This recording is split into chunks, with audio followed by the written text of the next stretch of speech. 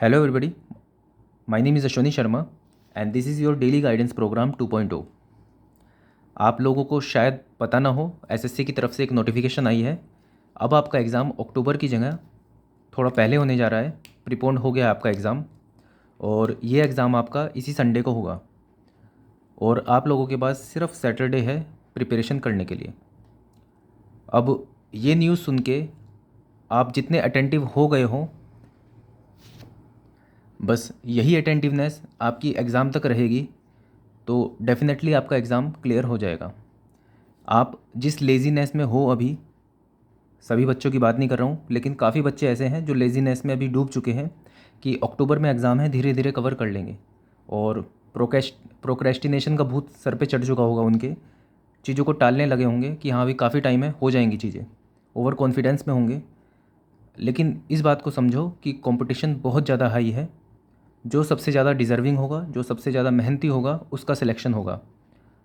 उसके बाद सिर्फ जो डिज़र्विंग कैंडिडेट भी होता है, जिसका सिलेक्शन होने वाला भी होता है, लेकिन सिर्फ ओवर कॉन्फिडेंस के चक्कर में सिलेक्शन नहीं हो पाता है।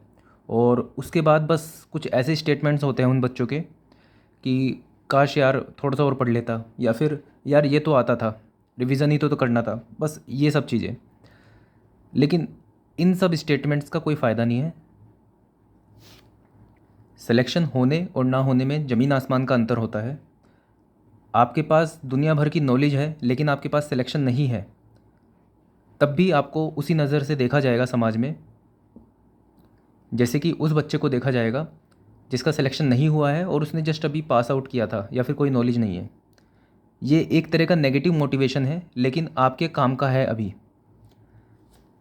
मेरी रिक्वेस्ट मान लो या ऑर्डर मान लो, आप लोगों को हर हफ्ते का जो भी मैं आपको टेस्ट देता हूँ देने के लिए, उसको बिल्कुल ऐसे ही अटेंड करना है जैसे कि आपका एसएससी जेई का एग्ज़ाम हो। एग्ज़ाम से पहले आप इतने सारे फुल टेस्ट दे दोगे, इतने सारे एसएससी जेई के ही एग्ज़ाम दे दोगे कि कब तक फेल होगे। नॉर्मली बच्चे डायरेक्टली एग्ज़ाम को ही अपना मॉक टेस्ट बनाते हैं और उसमें फ़ेल हो जाते हैं। फिर आपको वापस से 1 साल बाद मौका मिलता है वही मॉक टेस्ट देने का, आई मीन एसएससी जेई का एग्ज़ाम देने का। तो एसएससी जेई के एग्ज़ाम को मॉक टेस्ट नहीं बनाना है आपको, सीरियसली आपको हर एक मॉक टेस्ट को एसएससी जेई का एग्ज़ाम बनाना है। ताकि इस हफ्ते फेल होगे, इस हफ्ते नहीं हुई कट ऑफ क्लियर, कोई बात नहीं, अगले हफ्ते और मेहनत करोगे, फिर फेल हो जाओगे, फिर फेल हो जाओगे, फिर फेल। कब तक फेल होगे? अक्टूबर में एग्ज़ाम है, उससे पहले इतने मॉक टेस्ट दे दोगे आप, कब तक फेल होगे?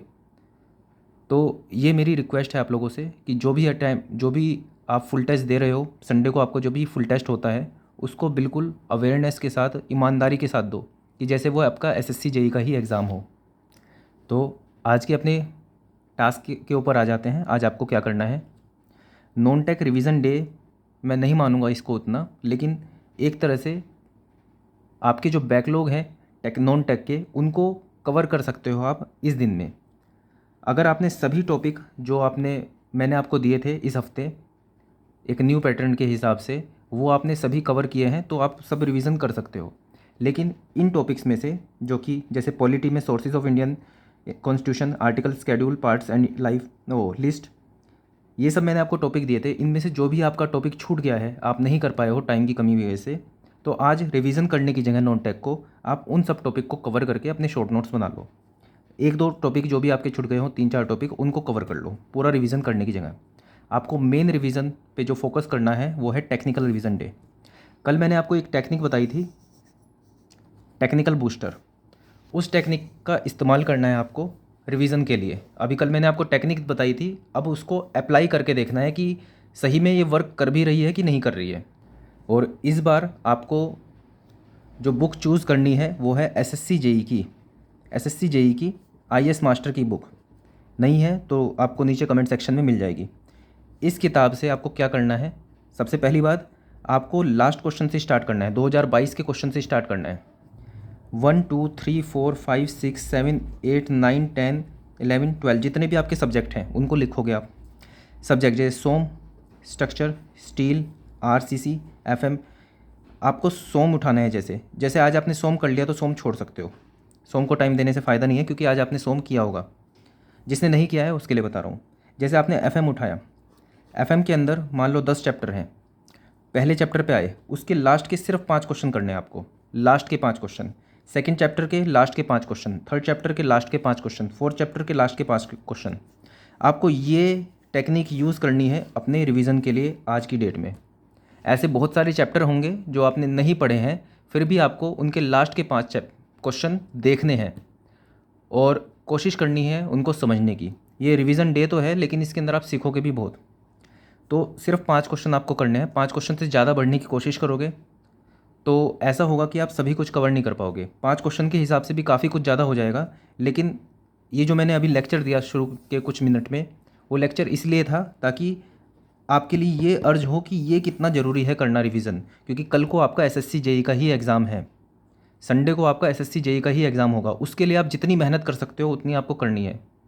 तो आपको हर एक सब्जेक्ट के हर एक चैप्टर के लास्ट के 5 क्वेश्चन करने हैं और उसके बाद अपडेट भी करना है कि आपने टोटल कितने सब्जेक्ट कंप्लीट किए।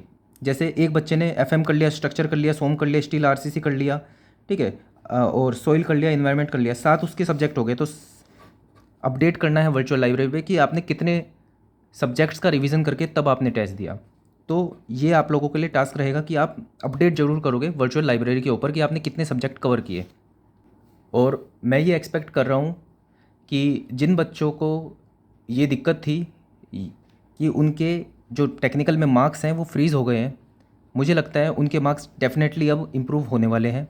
दूसरा, जिनको ऐसा लग रहा था कि टेक्निकल में कुछ भी नहीं आता, ये करने के बाद उनके डेफिनेटली मार्क्स इम्प्रूव होंगे।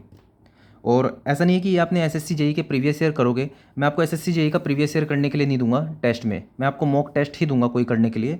तो ऐसा नहीं होगा कि आपके मार्क्स इस वजह से इंक्रीज़ होंगे क्योंकि आपने पीवाईक्यू पहले ही कर लिए थे। आपको एक मॉक टेस्ट ही मिलेगा, रैंडम मॉक टेस्ट करने के लिए। वो मैं डिसाइड करूँगा कौन सा आपको देना है। आपको बस ये रिवीजन करना है और संडे को मैं जो आपको मॉक टेस्ट दूंगा वो आपको अटैम्प्ट करना है। तो एक बार ये स्ट्रेटेजी इस्तेमाल करके रिवीजन करो और उसके बाद फिर संडे को फुल टेस्ट में मिलते हैं कि उसके बाद देखते हैं कि मार्क्स इंक्रीज़ होते हैं कि नहीं।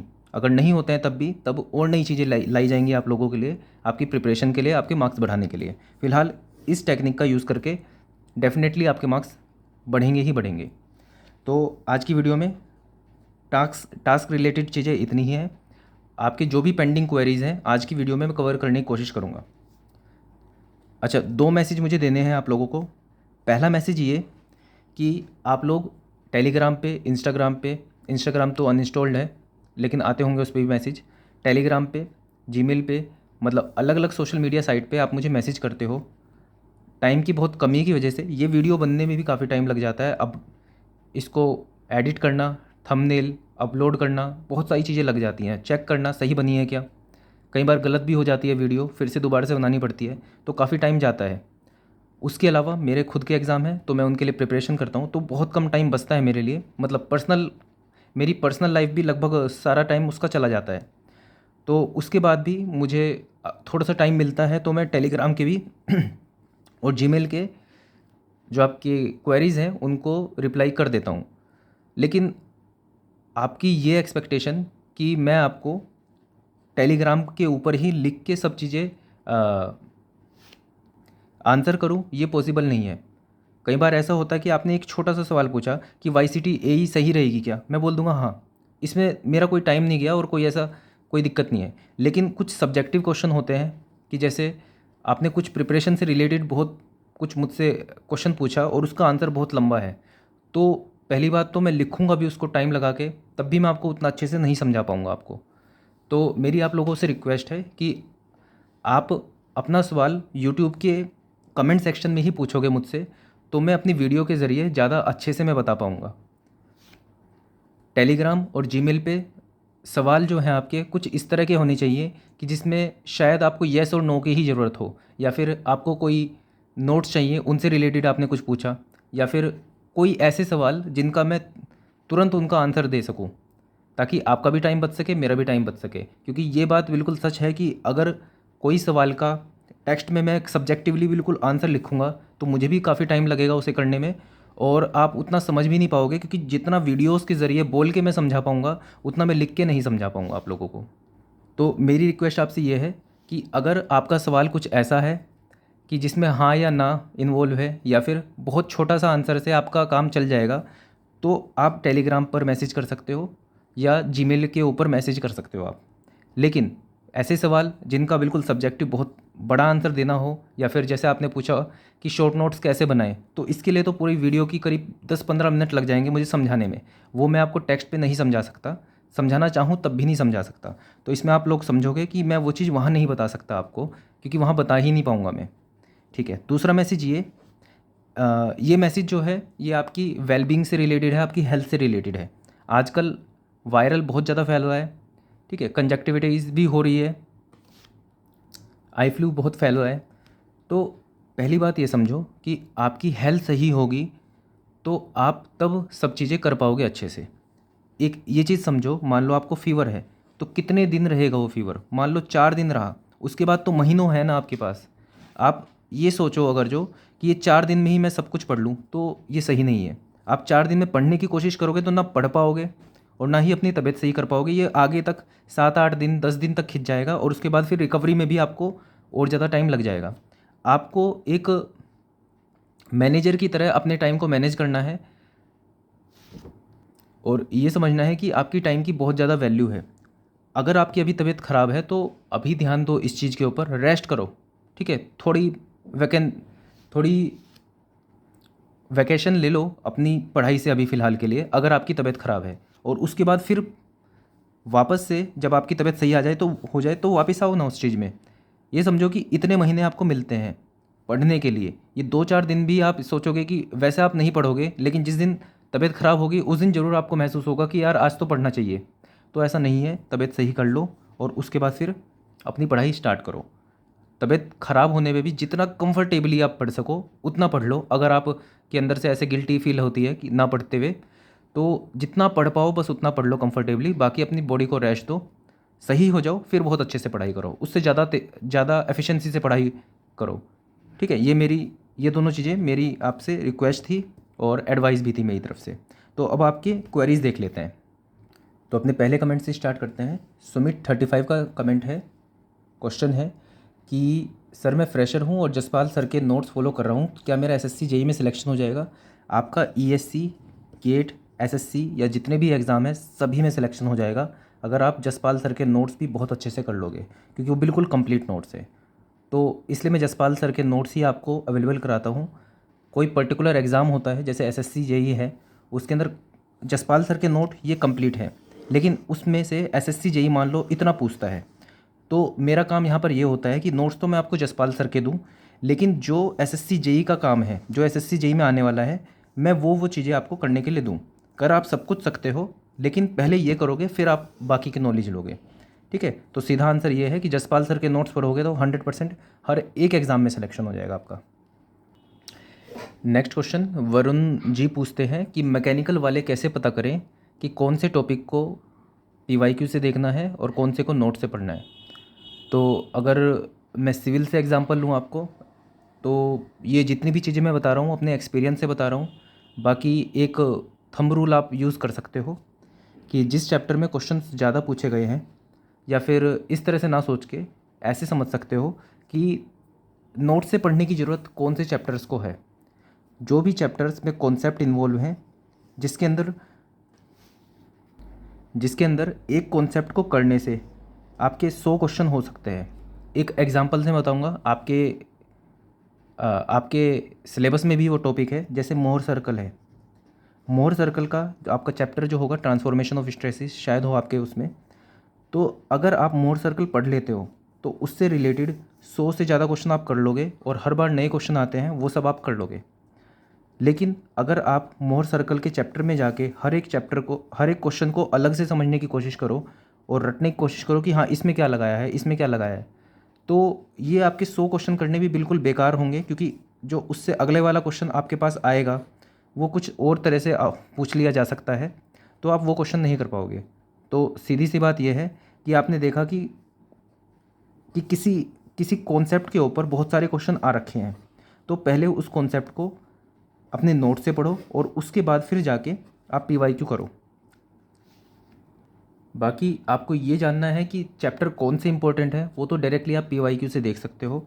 आप पीवाईक्यू के इंडेक्स पे जाना, सब्जेक्ट 1, 2, 3, 4, 5, 6, या तो ये कर सकते हो कि चैप्टर देखो और चैप्टर देख के उसके अंदर देखो कितने क्वेश्चन हैं। जैसे पहला सब्जेक्ट है, सब्जेक्ट के अंदर 10 चैप्टर हैं। अब हर चैप्टर में कितने क्वेश्चन हैं ये लिख लो। थोड़ा टाइम लगेगा, लेकिन आप खुद से मेहनत करके ये सब चीज़ें करोगे तो आपको वर्थ भी लगेगा। ये चीज़ें आपके पास नोटेड डाउन रहेंगी, वो चीज़ें कि देखो किस चैप्टर में कितने क्वेश्चन पूछे गए हैं। अगर ये आपको बहुत लंबा लग रहा है तो ये देख लो कि किस चैप्टर, ये तो आपको इंडेक्स से ही पता चल जाएगा किस चैप्टर में कितने पेजेस हैं। मान लो पहले चैप्टर में 50 पेजेस है, सेकंड में 5 पेजेस हैं, तीसरे में 30 पेजेस हैं, चौथे में 10 पेजेस हैं। तो यहाँ पे आपको देखने से ही पता चल रहा है कि जिसमें 50 पेजेस हैं, जिसमें 30 पेजेस है, वो ज़्यादा इंपॉर्टेंट है। तो उसको इंपॉर्टेंस दे के पहले उसको पहले पढ़ो। दूसरा, उस 50 क्वेश्चन में देखो कि 10 क्वेश्चन क्या एक ही तरह के हैं क्या, तो उसलिए पहले उसके कॉन्सेप्ट सीखो और उसके बाद फिर 10 क्वेश्चन को अटैम्प्ट करो। 10 क्वेश्चन अलग से सीखने की जगह उसका कॉन्सेप्ट सीख लो, फिर वो 10 क्वेश्चन करो।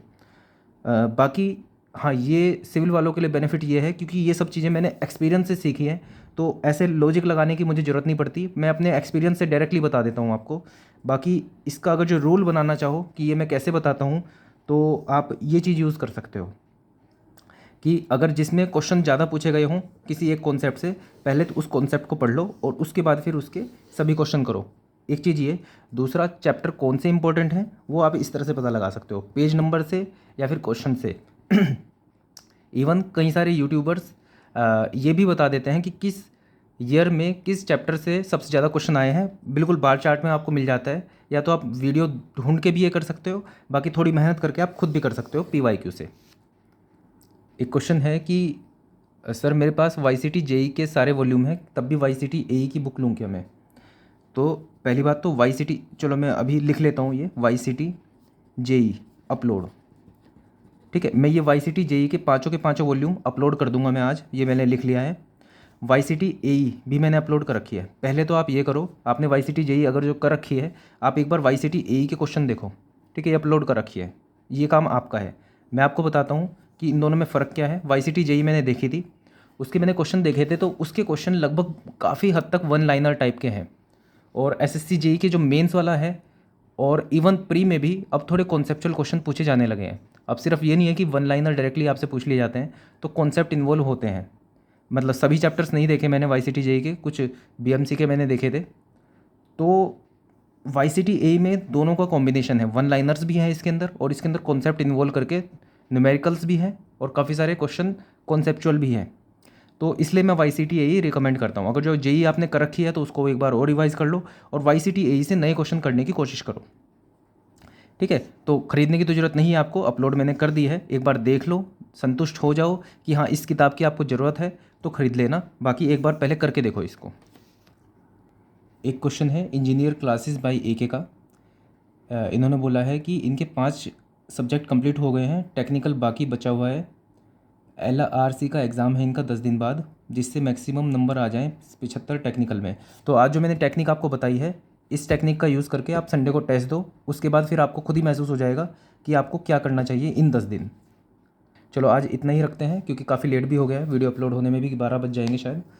सो ये जो मैंने आपको रिवीजन बताया है इस तरह से आपको करना है और संडे को आपका SSC JEE का ही एग्ज़ाम है। इसी फीलिंग के साथ आपको एग्ज़ाम देना है। So that's all for this video. Thank you.